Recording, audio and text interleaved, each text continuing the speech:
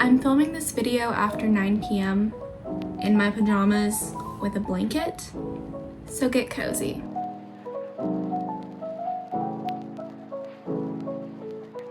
In today's video, I want to talk about the 10 books that I have rated 5-star so far this year in 2025. There have been exactly 10. I went through and counted multiple times just to be sure. But yes, 10 books that are 5 stars. There have been several 4.5 and even a few 4.75 stars. And while I do highly recommend those, I am only going to be talking about my 5-star books today. We're gonna just jump right into this and go to our first book. The first book was Shield of Sparrows. This is actually my most recent 5-star. I finished this, I think, a little over a week ago. If you love romantasy, you will love this book. We have enemies to lovers, forced proximity, arranged marriage for political gain, found family, and just a female main character who doesn't really fit in and she's trying to figure out herself and find her place in the world and find her place with friends and make connections. And the romance was whoa. This is Devney Perry's fantasy debut and it is so incredibly good. This is the first book in a series that just came out, so I don't know when we will be getting the second one. I can't believe that I have to keep waiting for it, but it is incredible. I highly recommend. We have these kingdoms, okay? And of all these kingdoms, there is this thing called the Shield of Sparrows, where daughters from certain kingdoms are married off to sons of other kingdoms just to kind of keep the peace. And our main character was not supposed to be the sparrow. Her sister was supposed to be the sparrow, but then this prince shows up to her kingdom and tells her dad, no, I don't want that one. I don't want that daughter. The one you're telling me I can have, that's not who I want. I want her. And he chooses our main character. Her name is Odessa, and first of all, let me just say I love that name, and also I've mentioned it before, but this cover is absolutely gorgeous. I'm obsessed with it. We learn a lot in this book. The world building is not too complicated. I know sometimes fantasy books can be super complicated. I didn't have that problem with this book. It was very easy to just jump into. And then I did listen to some of the audiobook, and that audiobook was incredible. I loved that. My friend Melody is actually the one that recommended this to me, and I'm so glad that she did. She told me it's a little bit of a Cinderella retelling, and I would say in a way at the very beginning it is, but kind of after that it falls off and falls away from that Cinderella retelling, and then we just have this really interesting and crazy fantasy story. Next, I want to talk about Heartless Hunter. This book I had heard so many good things about, and as a fantasy lover, I just read the premise of the book that it is a witch hunter and witch romance. He is literally supposed to be hunting her down. He is hunting down her fellow witches, and they're gonna fall in love. I instantly was intrigued, and I read the book. Jaw on the floor. So we read it as book club, and I think all of us gave it 4 stars or above.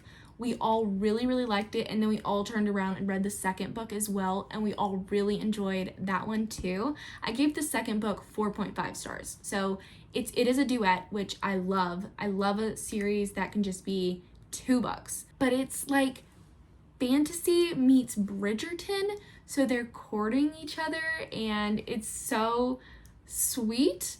And again, if you like Bridgerton, then you will like this if you also like fantasy.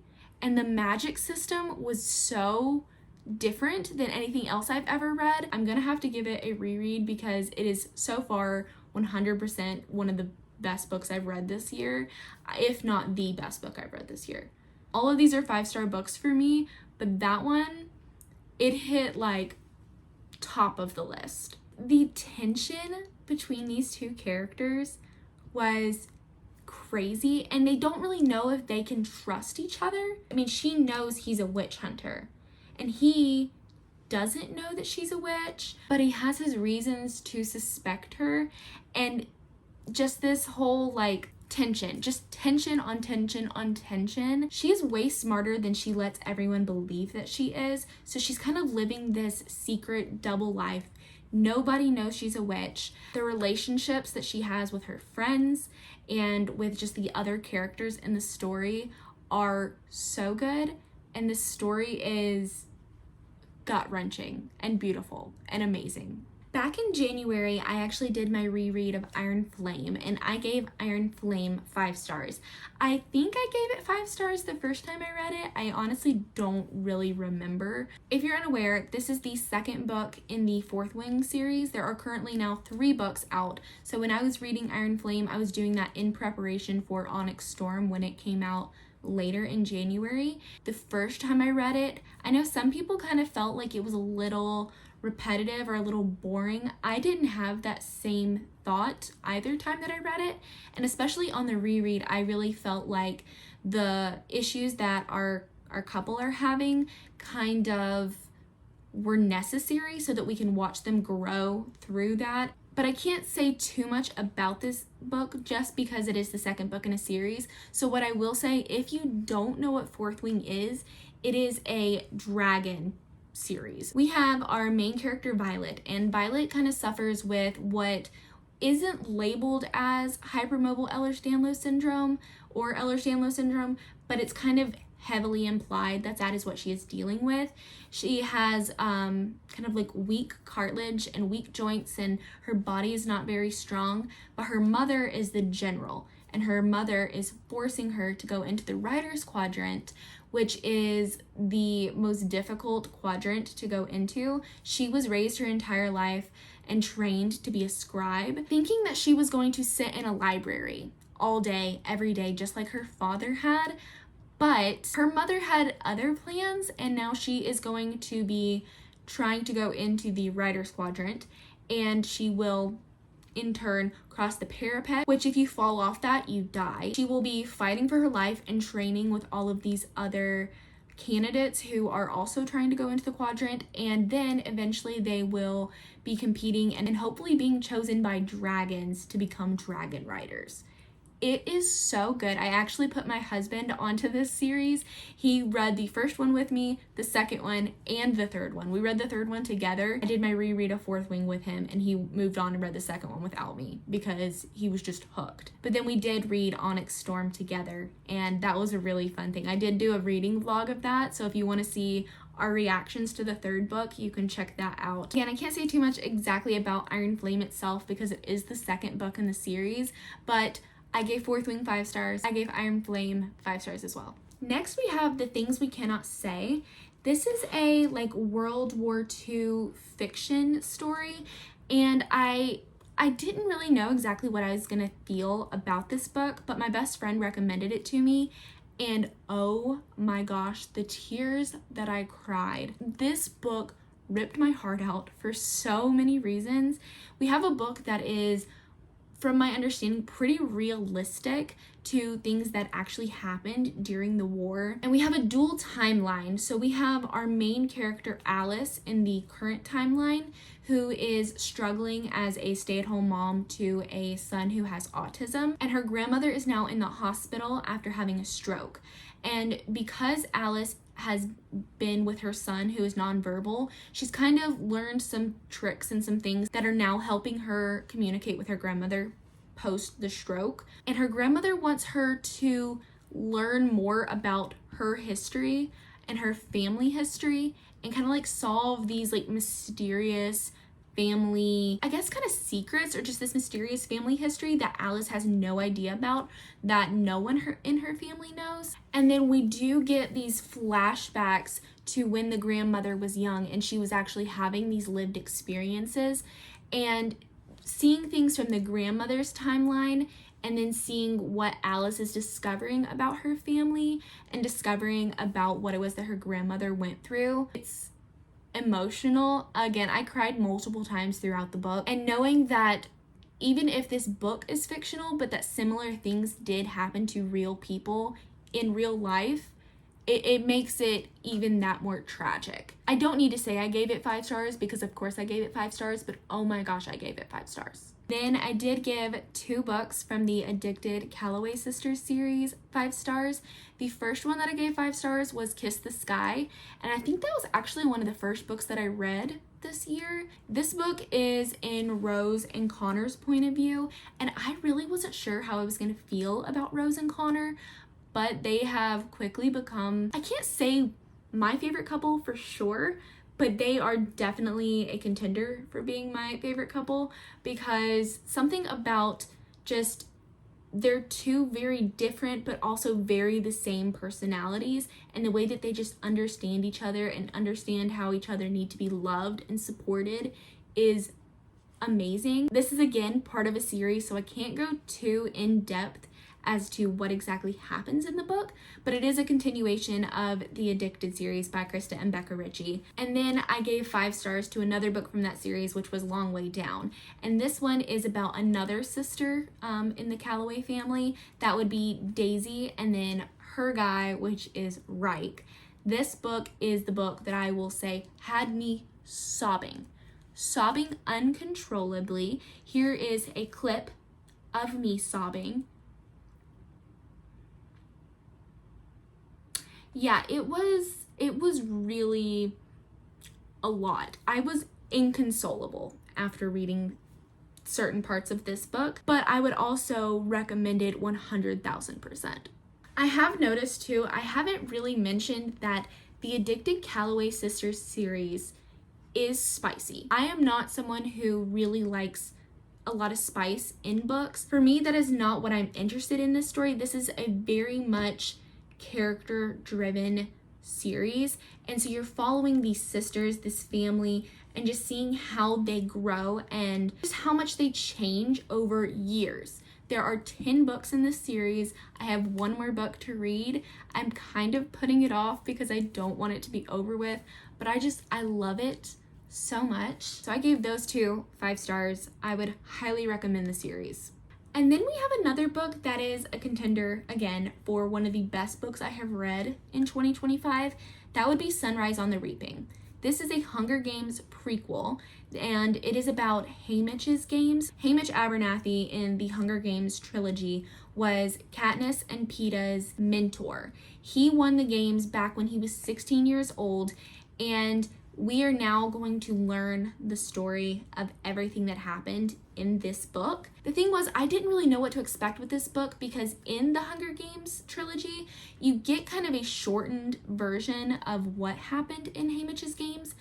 But in this book, you get so much more, and you really get to see how corrupt the government is and how corrupt and evil President Snow is. And obviously we know that from the original trilogy, but seeing the things that happen in this book, it was another book that just had me sobbing. I read the epilogue of this book and was just crying.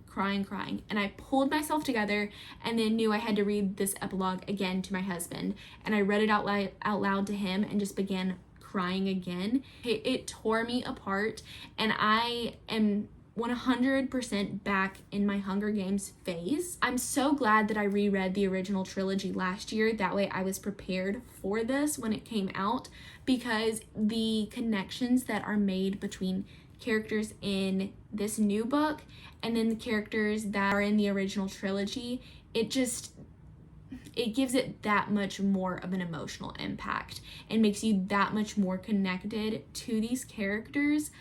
I'm never going to get over this. I loved the first prequel we got, which was Ballad of Songbirds and Snakes.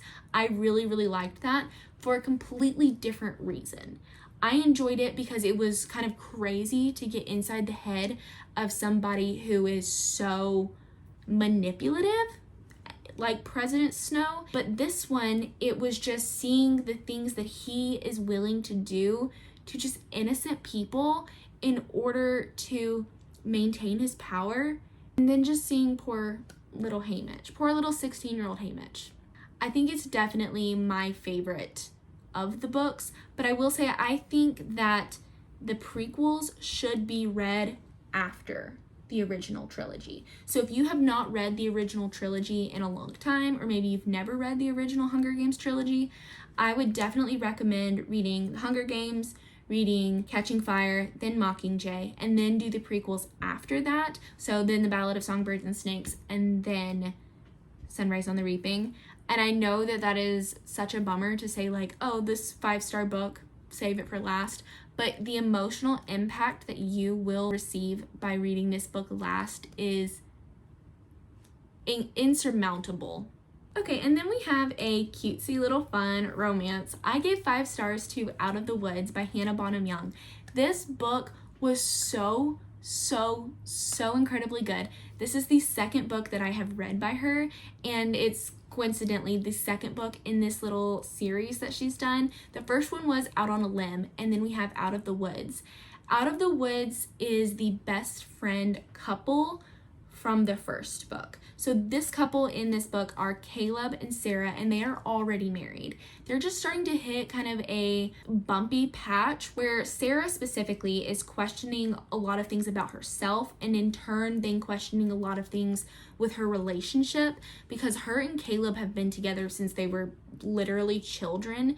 I think they were 15 whenever they first got together, and now they are nearing 30 and they are married. So they've been together for a very long time. And we just get to watch in this book a couple really work hard to understand each other, to grow with each other instead of growing apart. We get to see Sarah find a understanding and purpose for herself, because she's at this point where she's, like I said, around 30 years old, and she still doesn't know what it is she wants to do with her life. And because she is questioning everything in her life and her relationship, she's hit a point where she's kind of ready to go to extremes to find the answers that she needs. So Caleb and Sarah go on a marriage retreat out in the woods, like camping, and they are not a woodsy camping, like roughing it couple. Not at all. Some of the parts in this book that were just them camping or them going through the retreat were hilarious. I was laughing out loud, cracking up at some of the things that were happening in this book. And I realized that I think I just need to find some more books where we have a couple that is already married and they're trying to resolve their issues, trying to understand each other, because it was so wholesome.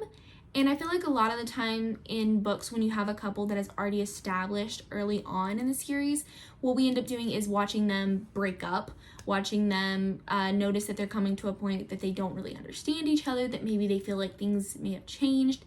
And instead of working together to change their relationship and change together and to make the necessary changes within themselves to help them continue to be a good partner, they just split up. And I like seeing these people do the work, not just for their relationship but also on themselves, so that they really can be their best selves in all areas, in their relationship, in their life, in their job, etc. And then we have the last book that I gave 5 stars.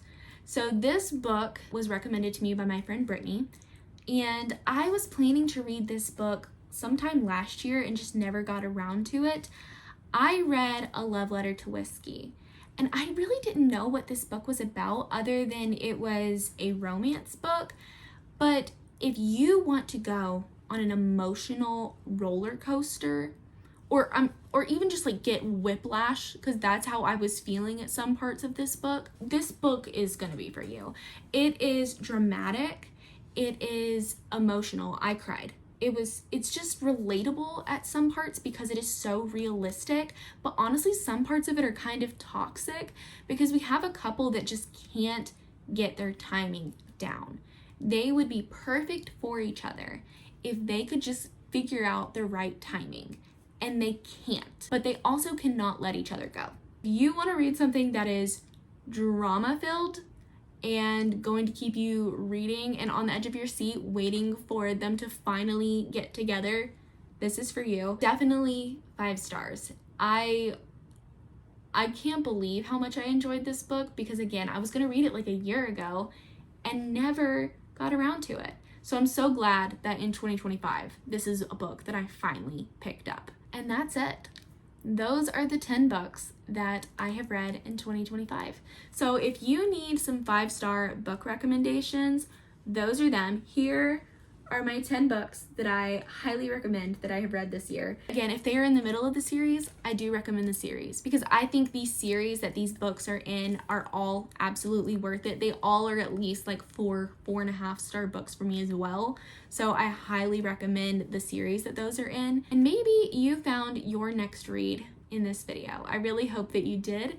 Thank you guys so much for watching this, and please let me know if you have read any of these books, and if you have any 5-star recommendations for me, please leave them in the comments. I'll see you guys in my next video. Bye!